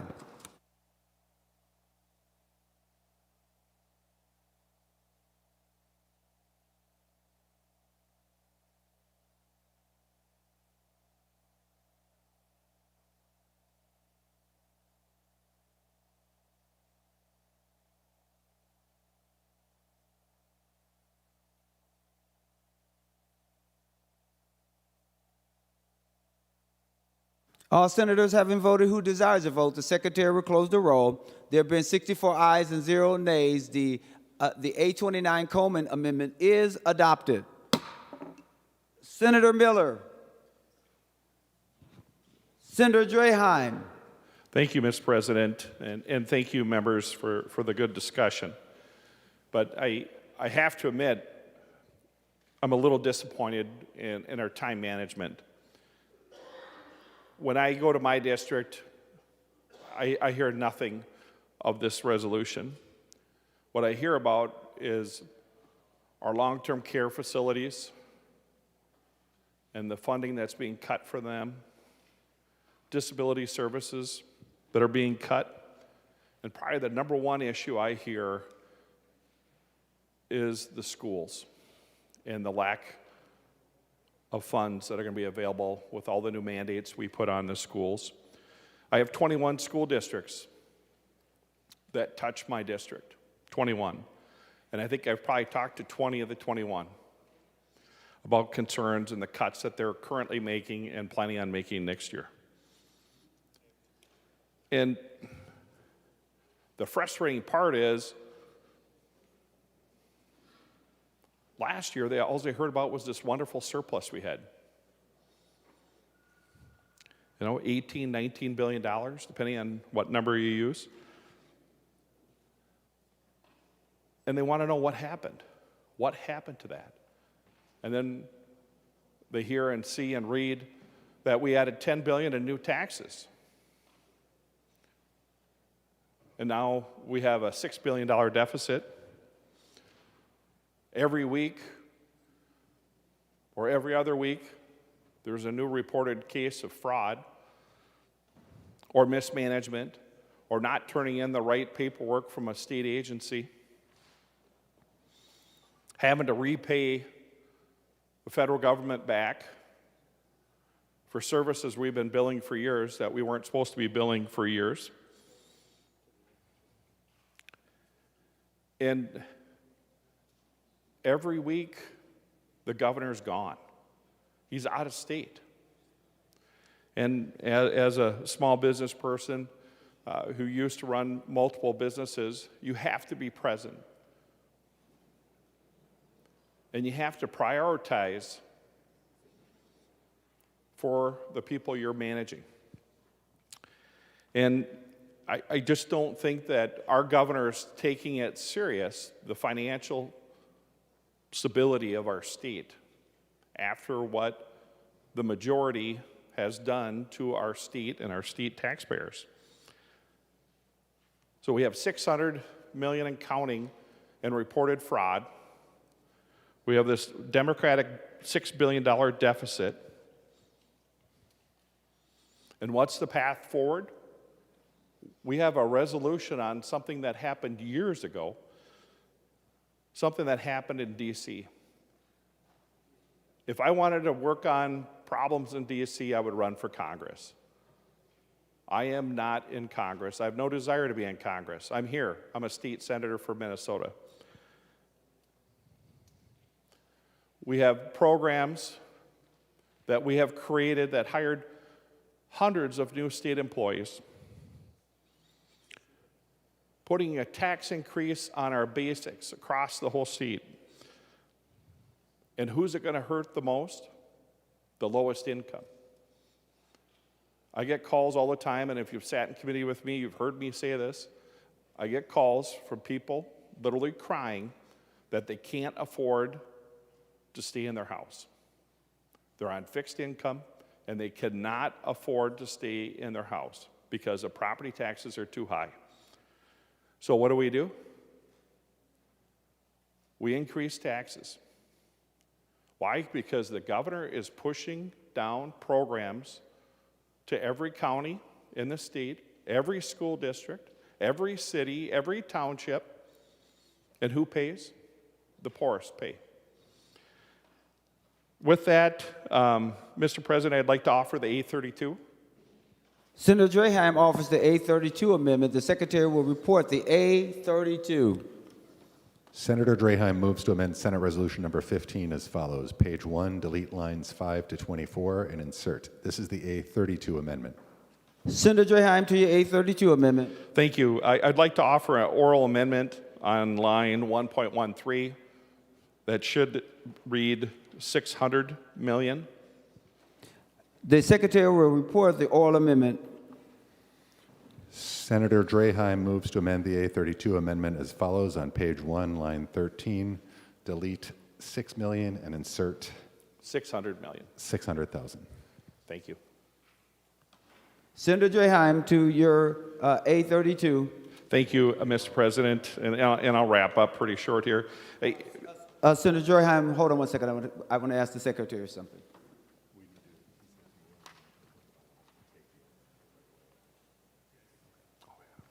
Members, we want to deal with the oral amendment. All in favor of the oral amendment, say aye. All those opposed, say no. The motion prevails. The oral amendment is adopted. Now we're on the A32 as amended. Senator Draheim. Thank you, Mr. President. Well done. So, members, it comes down to priorities. You know, we can work on something we can't control that happened thousands of miles away, or we can work on those long-term care facilities, disability services, our schools, and probably more important, keeping the government running here in Minnesota. We have to come up with a balanced budget literally in just weeks. And members, I'm afraid what's going to happen this year is what happened last year. We'll literally wait to the last 15 minutes of session, and a 1,400-page bill will come walking in, and no one have read it, and we'll vote on it. So with that, I urge a green vote on the A32. Senator Klein. Thank you, Mr. President. I rise under a point of order, Rule 35.2. The A32 is intended to accomplish a substantially different purpose than the underlying resolution that we're debating. Advice, Mr. President. Senator Rasmussen. Advice. No advice. Thank you so very much. No advice. Are we going to do this? Hold on one sec.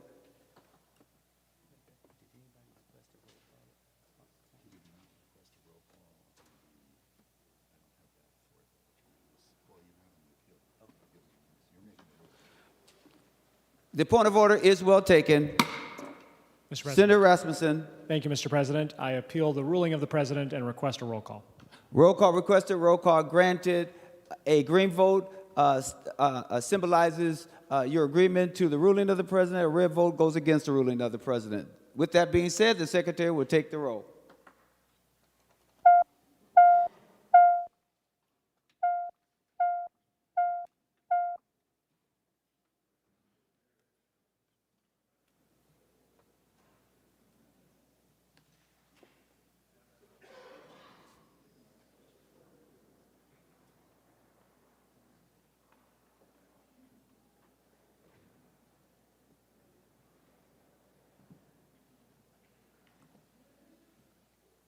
Senator Bowden, for those voting pursuant to Rule 40.7.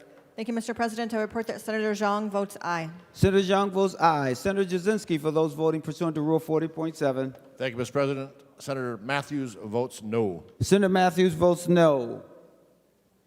Members, please vote. Senator Fateh.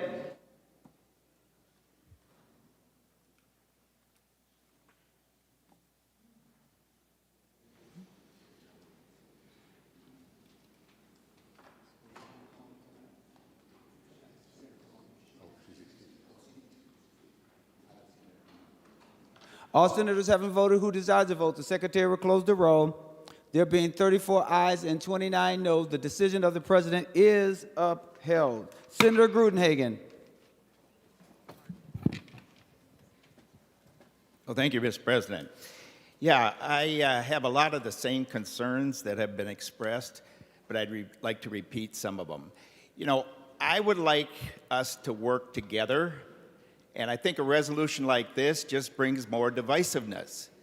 Again, I see it as a waste of time. A lot of this has been all litigated, And we should be dealing with the issues that are in front of us, which some of it have been mentioned.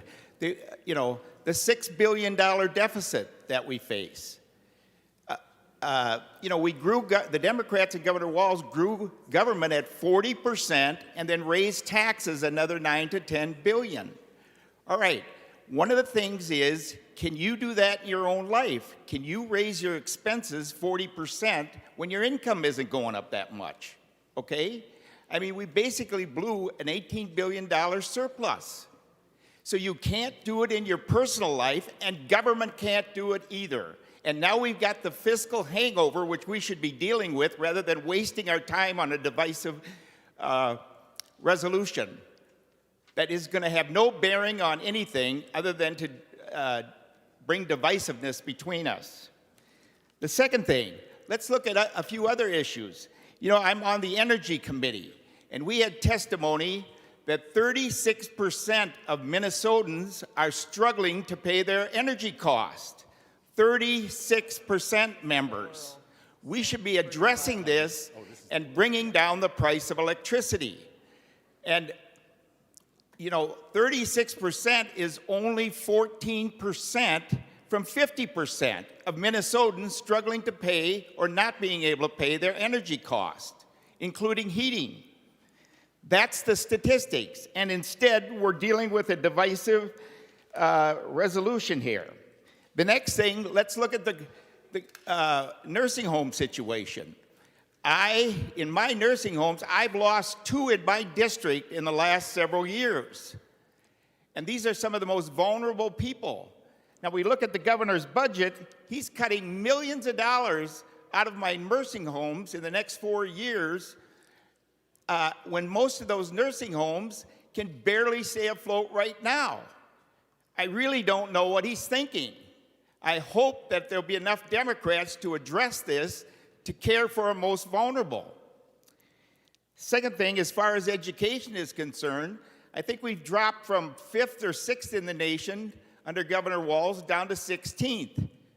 Barely half of our students can read at grade level or do math at grade level. Those are the issues that should bring us together and that we should address, not some divisive resolution on an issue that's been over and done with for several years. Second thing, members, just to put things into proper perspective, I serve on the HS committee, and right now, under Governor Walz's budget, we're 25% of the general fund, which includes nursing homes, assisted living, and a number of other things. But Governor Walz wants to cut 65% out of our budget. Think about that. These are our most vulnerable people in the state of Minnesota and citizens, and we're taking the biggest cut on them versus what could actually be reduced. So members, with that, I am bringing amendment number 11, A11. Senator Gruenhagen offers the A11 amendment. The secretary will report the A11 amendment. Senator Gruenhagen moves to amend Senate Resolution number 15 as follows. Page 2, after line 9, insert. This is the A11 amendment. Senator Gruenhagen to your A11 amendment. Oh, thank you, Mr. President. Yeah, just to put, this addresses at the federal level the pardons that Joe Biden has given to his son, who was pleaded guilty to tax evasion and found guilty on possessing a gun while using illegal drugs. Members, I want to put this in perspective and why it's so important, if you're going to pass this resolution, that you add this amendment. Here are the statistics of pardons of the last several presidents. George Bush II did, during his term, he did 200 pardons. President Obama did 1,927 pardons, okay? President Trump, in last term and so far in this term, did 1,700 pardons.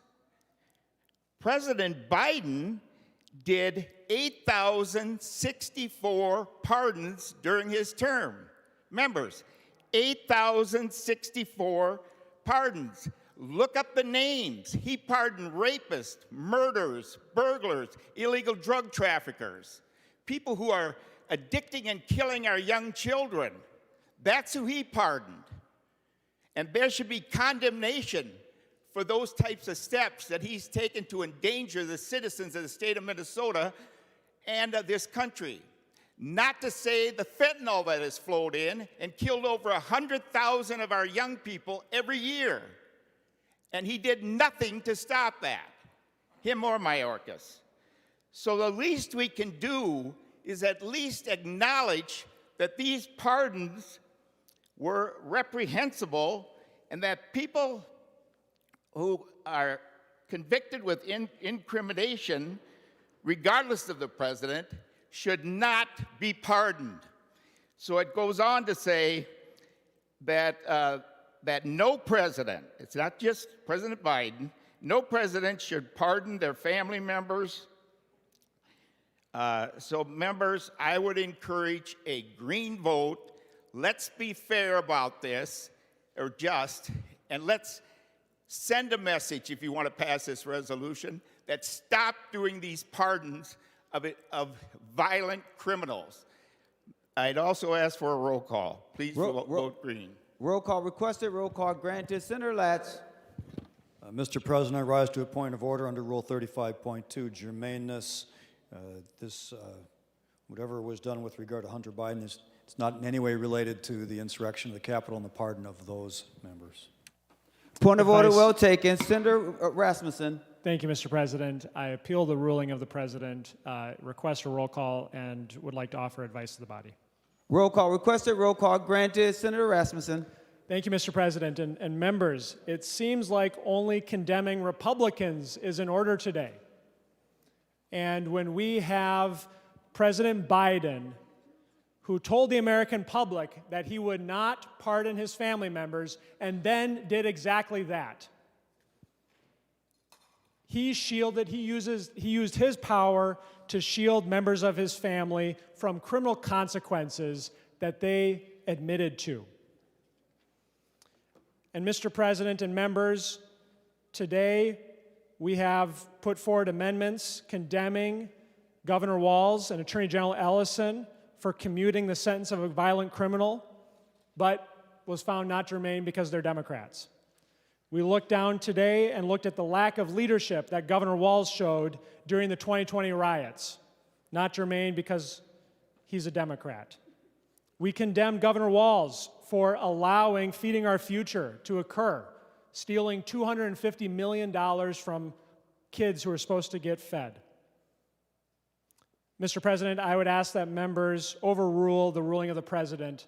So if we're going to talk about actions of elected officials, that we do not just focus on one political party, and that if we're going to waste time here on the Senate floor with resolutions that do nothing to help Minnesotans with the challenges they face every day, that at least we could not have a Democrat double standard. Members, I'd like to remind you, Senator Rasmussen, we are under appeal of the decision of the president. We are not on a generalized debate. And if you want to rule, please go to 36.2. And it reads, the member must speak only to the question under debate and avoid personality. So we're only talking about, at this moment, the ruling of the president, not anything other than that. So I hope that you will abide by that. Senator Lucero. Thank you, Mr. President. Advice to the body? You can speak to the issue, Senator Lucero. Thank you, Mr. President. Advice to the body, Mr. President, on why the ruling of the president was wrong. The resolution before us is not about the attack on the Capitol in D.C. The resolution before us is to condemn the pardons that President Trump issued. The amendment before us, the Gruenhagen Amendment, is to also condemn pardons by a U.S. president, former President Biden. And among those pardons, his family. which he expressly said not to do. That's why this is germane. The resolution before us is with pardons, and to amend the resolution to condemn the pardons of former President Biden is not substantially different. It is not a different topic. So, Mr. President, the ruling was wrong. And my advice to the body is to maintain consistency, maintain integrity, not to be partisan, not to be a show horse, but to instead overrule the president, to recognize that a former president issuing a pardon, self-serving, was wrong, was an abuse of power, and should be condemned. And for this reason, Mr. President and members of this body, we need to overrule the ruling of the president. Thank you. Senator Westrom, to the issue that is before the body. Mr. President, I rise too to urge the body to overrule the president's wrong ruling, an impartial ruling, as Senator Rasmussen discussed. The only consistency here is if it's a Republican, then we can have the debate. If it's a Democrat that we're going to discuss in the resolution or amend into it, it's going to be out of order. It appears that it's been prejudged coming into this session that the Democrats will rule all Republican amendments out of order if they're talking about a Democrat and condemning any pardon or other action of Democrats. That is a sham. This is a kangaroo court, and it's our time to correct it with this vote. And that's why, members, I urge you to overturn the president's decision. Let's get the Senate back to being objective and focusing on the resolution and allowable amendments. Senator Lucero laid it out well. This is a discussion of federal pardons. If that's what we want this discussion to be, this amendment is germane as anything.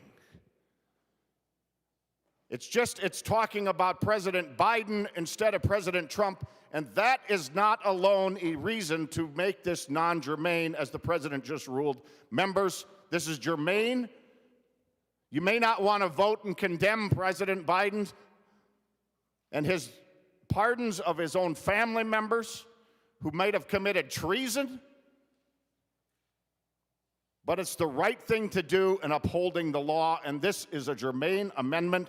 Vote red to overturn the president's decision and condemn the Biden family pardons. If you want to have integrity for this body to follow, and condemn the actions of President Biden in pardoning his own son who committed these criminal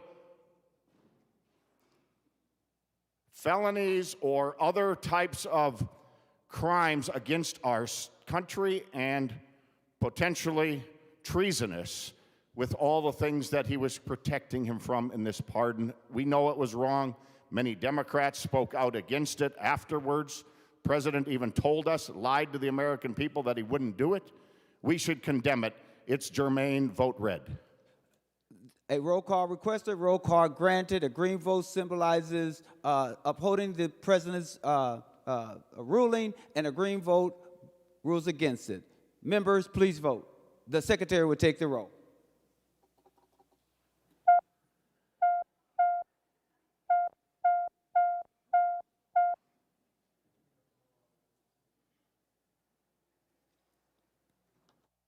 Senator Bowden, for those voting pursuant to Rule 40.7. Thank you, Mr. President. I report that Senator Zhang votes aye. Senator Zhang votes aye. And Senator McEwen votes aye. Senator McEwen votes aye.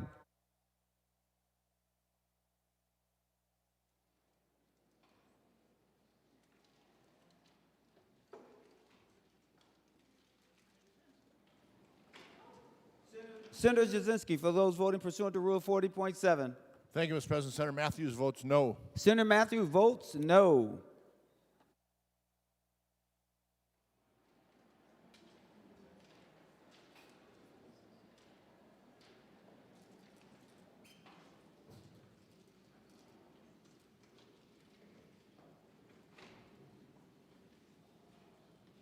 All senators having voted who desires to vote, the secretary will close the roll. There have been 34 ayes and 26 noes. The decision of the president is upheld. Senator Limmer.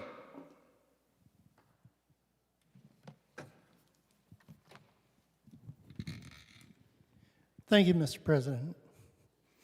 When I first learned of the resolution, it was just a few days before the hearing in the Judiciary Committee.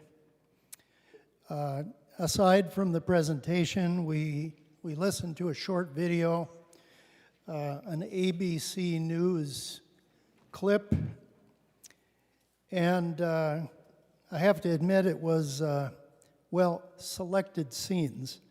I remember that being presented on national television is quite a bit longer.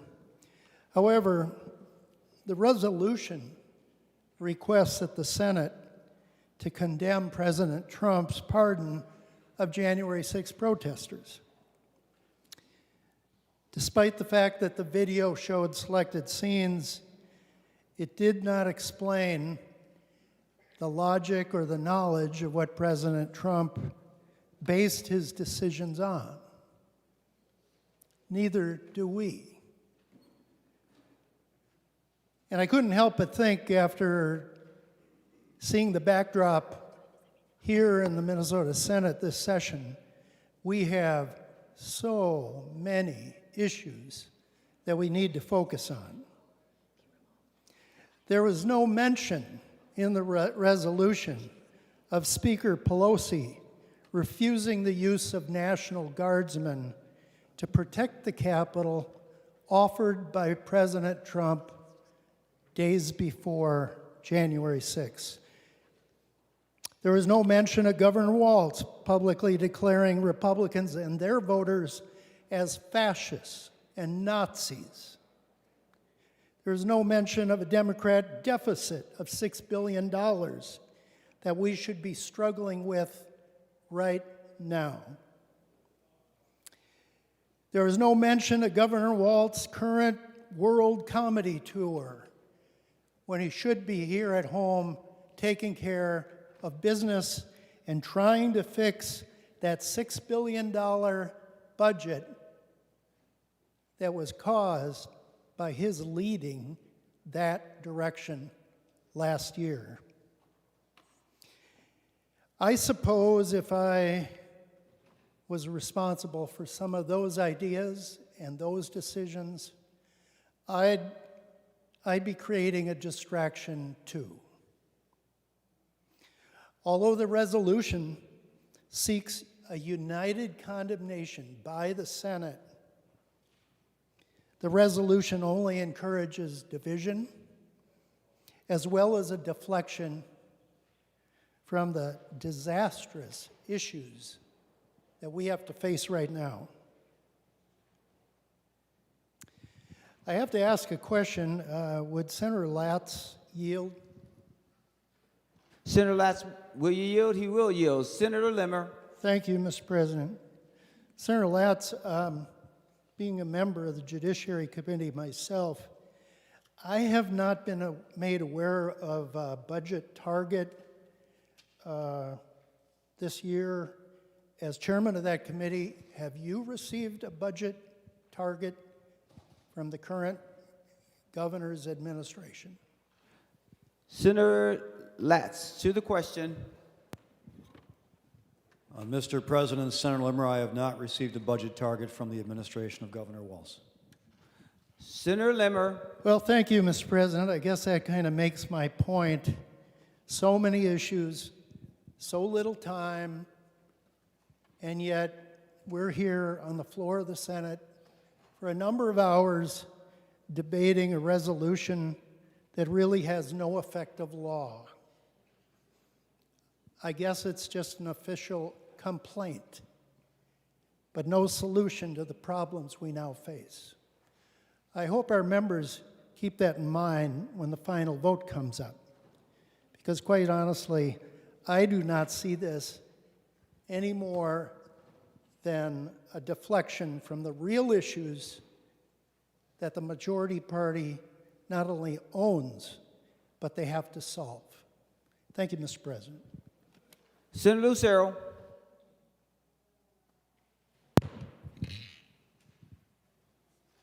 Thank you, Mr. President. We just heard in the exchange from Senator Limmer that budget targets have not been established. We are 2 weeks and a day from committee deadline when all bills have to pass through committees. Minnesotans are facing serious hardships. Minnesotans are challenged with the cost of childcare, the high cost of housing, the high cost of insurance, the high cost of property taxes, Governor Walz's cuts to non-public per-pupil aid, Governor Walz's cuts to long-term care and disability care, fraud rampant on Governor Walz's watch, yet he's out on his knucklehead comedy tour across the country. Despite the hardships, the real hardships that Minnesotans are facing, despite us being little over 2 weeks from all bills having to pass out of committee, Minnesota Senate Democrats are focused on Washington, D.C. Democrats grew government 40% last budget cycle. They squandered an $18 billion surplus. Democrats raised taxes $10 billion. And to what effect? Incredible hardship on Minnesota and a $6 billion projected deficit. Mr. President, since we are going to discuss national politics well outside Minnesota, I would like to offer the A50 amendment. Senator Lucero offers the A50 amendment. The Secretary will report the A50 amendment. Senator Lucero moves to amend Senate Resolution number 15 as follows. Page 1, delete lines 5 to 24. This is the A50 amendment. Senator Lucero to your A50 amendment. Thank you, Mr. President. On October 7th, 2023, Hamas terrorists launched a massive, unprovoked war on Israel, resulting in the worst massacre of Jews since the Holocaust. Israeli police gathered thousands of testimonies from eyewitnesses of Hamas violence on October 7th, 2023, including countless instances of rape, gang rape, sexual mutilation, and other forms of sexual violence, and are continuing to gather evidence. Since October 7th of 2023, Hamas has launched over 19,000 rockets indiscriminately into Israel. At least 30 United States citizens in Israel are among those murdered by Hamas, and at least 8 were taken hostage. Hamas is also responsible for the deaths of tens of thousands of Palestinians by launching unprovoked invasion into sovereign Israeli territory and continuing to fire rockets at Israel's civilian communities while cynically embedding themselves into civilian Palestinian communities. Hamas is a United States designated foreign terrorist organization. Hamas's founding charter calls for the destruction of Israel, the killing of Jews everywhere, and embraces multiple anti-Semitic conspiracy theories. Since October 7th, senior leadership for Hamas has promised to repeat the atrocities of October 7th over and over again. Iran has long provided support to Hamas and other terrorist groups and proxies, and prior United States government unclassified assessments indicate Iran has historically provided up to $100 million annually in combined support to Palestinian terrorist groups. We need to stand with the people of Israel as they defend themselves against the barbaric war launched by Hamas and other terrorist organizations. The Minnesota Senate needs to affirm Israel's right to defend themselves and the lives of all their citizens. The Minnesota Senate needs to condemn Hamas's brutal war against Israel, which has resulted in the deaths of thousands of innocent Israeli civilians. The Minnesota Senate mourns the over 1,400 Israelis and 30-plus Americans that have been murdered due to Hamas. The Minnesota Senate needs to condemn Iran's support for terrorist groups and proxies. The Minnesota Senate needs to urge full enforcement of Minnesota's anti-BDS statutes, BDS standing for boycott, divestment, and sanctions. Mr. President, we need to support the A50 amendment. We need to stand behind Israel. We need to support Jewish lives and their sovereign right to defend themselves. Mr. President, we need to support this resolution. We need to send it to the Congress. We need to send it to the President of the United States expressing our wholehearted support. And we need to do so with a roll call amendment, and therefore I ask for one. Thank you, Roll Mr. call President. requested, roll call granted. Senator Latz. Mr. President, while I may agree with most or all of the content of the A50 amendment, it is decidedly not germane to the underlying resolution, Senate R 15. So I rise to the point of order 35.2 on germaneness. Point of order well taken. Mr. President, Senator Rasmussen. I appeal the ruling of the president and request a roll call. Roll call requested, roll call granted. The secretary will take the roll. Senator Kroon. I'm sorry, Senator Farnsworth. Wow, Mr. President, now that's happening with two senators. Mr. President, I'd like to give advice to the body, if you would permit. Yes. Thank you, Mr. President. Well, I've been enjoying reading Mason's manual here today, riveting stuff. And I notice on page 284, section 402, part 3, it says, to be germane, the amendment is required only to relate to the same subject. It may entirely change the effect of or be in conflict with the spirit of the original motion or proposal and still be germane to the subject. And so the thing we have to determine is what is the subject of the original resolution? Well, we heard from the bill's author, the good senator from St. Louis Park, that this was about violence, that this was about a group of people that rushed into an area that they weren't authorized to be in, and they did some damage, Mr. President. And we heard stories of people that were harmed and people that were killed. And that is the subject of that resolution. And so the resolution was to condemn the person that senator thought was responsible for this. And there may be disagreement about who we think is responsible for that. But the amendment that Senator Lucero offered is also about violence. It is about a group of people that violently stormed an area that they were not supposed to be in, Mr. President, and the effects were much worse. The effects were people raped, people mutilated, people murdered. Mr. President, if there is an amendment that is germane, this is it.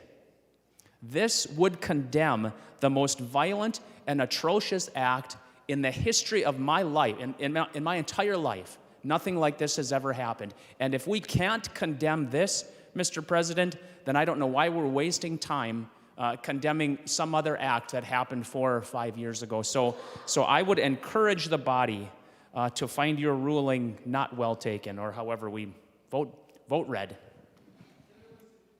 Senator Wiesenberg. Thank you, Mr. Chair. While I condemn all the acts that everybody talked about, and it's extremely disgusting that people are killing people, I'm just a simple redneck from central Minnesota, Mr. President, and I don't really pay attention to geopolitical politics a whole lot. We need to stop fighting. We need to stop wars. Jewish people being killed is horrible, and it should stop. And terrorism is bad, and it should stop. I'm not voting for this because if I vote green, I'm supporting more wars, and I don't like that. If I vote red, then I'm supporting terrorism. I have a bill, the Defend the Guard bill, that says we have to follow the Constitution before we go to wars, and I don't believe we should continue fighting in these wars. These wars need to stop. We need to focus on what's going on in Minnesota, as we've said for the last 45 minutes, an hour. Let's focus on Minnesota, not what's going on in D.C. I definitely can't change what's happening in Israel. So I'm abstaining from this vote. And we need to, I already talked to you, and I'm not, like I said, I'm not against what you're saying, but I condemn violence, I condemn terrorism, I condemn people being killed, but I'm not voting on this. We got to quit these forever wars. We just need peace. We need to come together through peace and stop this. Thank you, Mr. President. Members, we are getting far away from what is before us. Pursuant to 36.2, I'll refer you back to that again. We're on the appeal of the decision of the president. That's what we're on. We're not on anything else. We're not going far afoot. It must be on the matter that is before the body, which is appealing the decision of the president. So, Senator Grudenhagen, it only has to be about that, and if you could be as brief as possible, that would be great. Okay, thank you, Mr. President. Yeah, advice to the body, we need to overrule the president on this. I believe he's completely wrong. Members, the reason we need to accept and vote on Senator Lucero's amendment, think of the anti-Semitism that has broken out in this country. We've got major colleges where Jewish students fear for their life. They won't even go to class. This is something we could come together on, condemning that type of violence and anti-Semitism, which is broken out in Europe and also here in America. This is what we can actually take a stand on. What we're doing is irrelevant to Minnesota's problems or to what's going on even nationally. Please vote red to overrule the president. He's completely wrong on this issue. Let's defend the Jewish students who have a right to go to class, a right to live in peace. Senator Grudenhagen, I've been very kind. Under Rule 36.2, we're not on Senator Lucero's amendment. We're on the decision of the president. That's all we're on. Yep. Okay? Thank you. Senator Lucero. Wait, I had one last comment. Senator Lucero. Thank you, Mr. President. I want to rise to offer advice to the body on the motion before us to overrule the president's ruling on germaneness. The underlying resolution before us is to send a message to the United States House of Representatives, to the United States Senate, to the President, and to Governor Walz, expressing our strong and resolute action in this body to make a condemnation. The amendment seeks to do the same thing, to send a message to the United States House of Representatives, to the United States Senate, to the President of the United States, and to Governor Walz that we strongly condemn an action. The action has to do with the October 7th events of 2023, but the reason it's germane is it seeks to send that message condemning violence. The underlying amendment or resolution is condemning, as Senator Latz described, violence. It's condemning, as Senator Farnsworth detailed, unauthorized access and illegal or criminal actions. And what we need to do is uphold the truth that this is germane, because the actions in the underlying amendment similarly are to condemn. They are to voice our resolute, shoulder-to-shoulder opinion to let the President of the United States and similar bodies know, just like the underlying amendment is. That's why it's germane, Mr. President. That's why you got it wrong. That's why we need to send this loud and clear message, not only to overrule the president, but the loud and clear message that we condemn violence, that we stand with Israel in the United States well, to the United States Senate, to the United States House of Representatives, to the United States President of our condemnation in the Minnesota Senate. Thank you, Mr. President. The Secretary will take the roll on the decision of the President.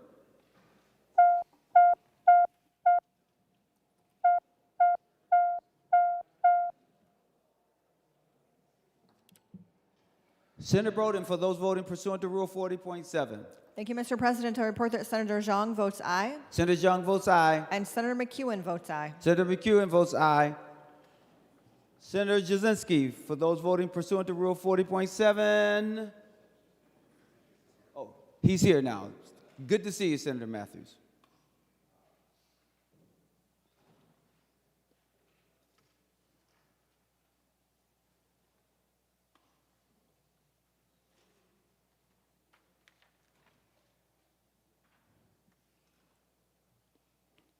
All senators having voted who desire to vote, the Secretary will close the roll. There being 34 ayes and 21 noes, the decision of the President is upheld. Senator Murphy. Thank you, Mr. President. I move that we lay Senate Resolution 15 on the table, and I request a roll call. Roll call requested, roll call granted. For the motion to lay the resolution on the table, the Secretary will take the roll.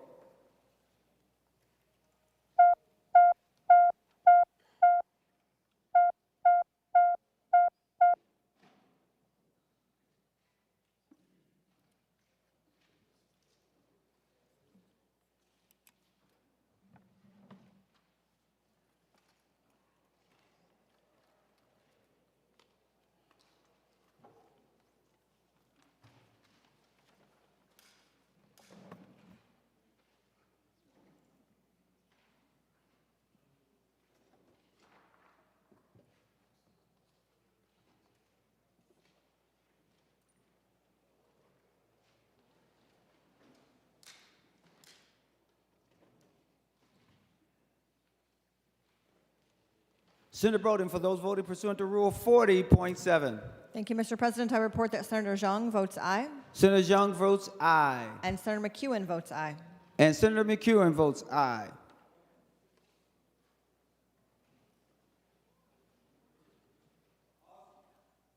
All senators having voted who... Oh, I see Senator Pappas. Is she coming?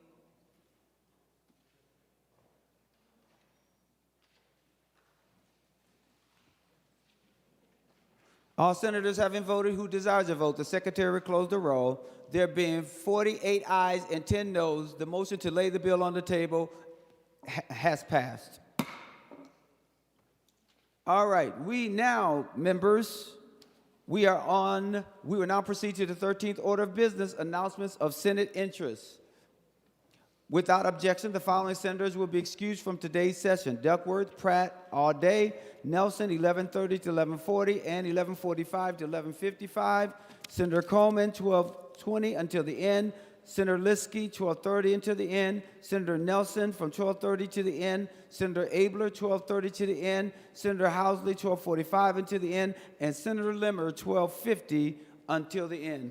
Any more announcements of Senate interest? Seeing none, Senator Murphy for a motion. Thank you, Mr. President. Thank you, members. DFL members, when we adjourn, we will be caucusing immediately after this floor session. And with that, Mr. President, I move the Senate do now adjourn until Tuesday, April 1st at 11 a.m. On that motion, all in favor say aye. All those opposed say no. The motion prevails. The Senate is now adjourned.